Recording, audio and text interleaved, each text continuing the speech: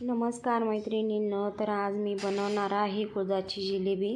म्हणजे आमच्या गावाकडे याला शेंगुळेच बोलतात. काही काही ठिकाणी त्याला कुळथाची जिलेबी पण बोलतात. म्हणून इथं मी तेलामध्ये मिरची परतून घेतली आणि पाणी उकळायला ठेवून दिलं. हे बघा, अशा प्रकारे शेंगुळे बनवतात आमच्याकडे. पाण्याला चांगली कडकडीत उकळी आली का मग त्याच्यामध्ये शेंगुळे टाकायचे.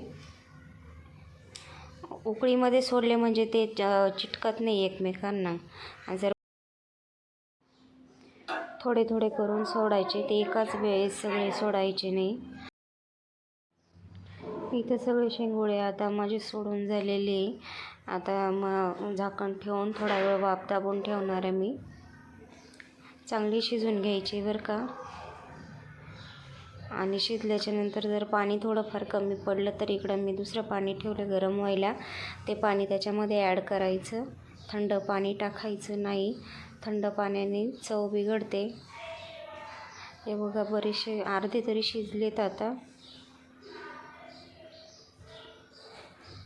आणि पूर्ण शिजेपर्यंत पाणी कमी पडणार आहे, म्हणून मग मी आता थोडंसं पाणी ॲड करते.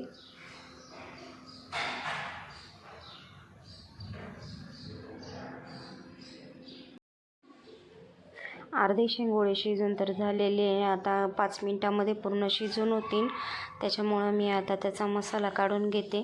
कारण लसूण, जिरं आणि लाल मिरची तर मी पहिलेच केली. आता फक्त शेंगदाण्याचा कूट करून किंवा पातळ वाटून टाकायचे. जास्त बारीक पण नाही करायचं, थोडं असं सरभरीतच ठेवायचं वाटण. आता हे वाटण मी त्याच्यामध्ये टाकून घेते.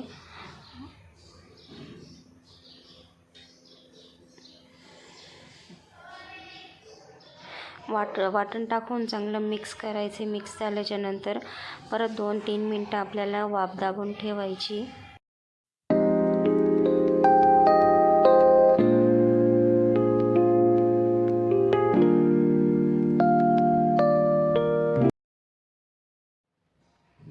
शेंगदाणे वाटून झाले, वाटण टाकून झालं छानपैकी. आता उकळी सुटली.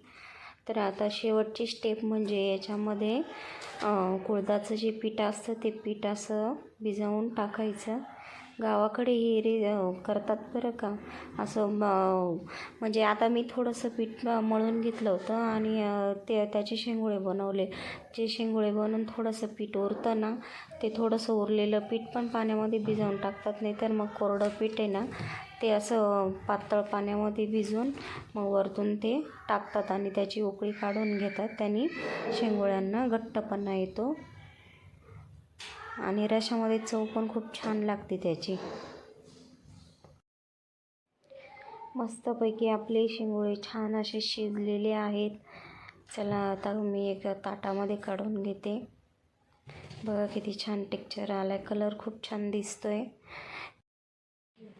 आमच्याकडं शेंगुळे थंडीमध्ये आणि पावसाळ्यात जास्त प्रमाणात खाल्ले जातात. तर आता पाऊस चालू आहे. नक्की रेसिपी ट्राय करून बघा. गावाकडची अस्सल गावरान रेसिपी आहे. चला मग, माझी रेसिपी आवडली तर एक लाईक करा.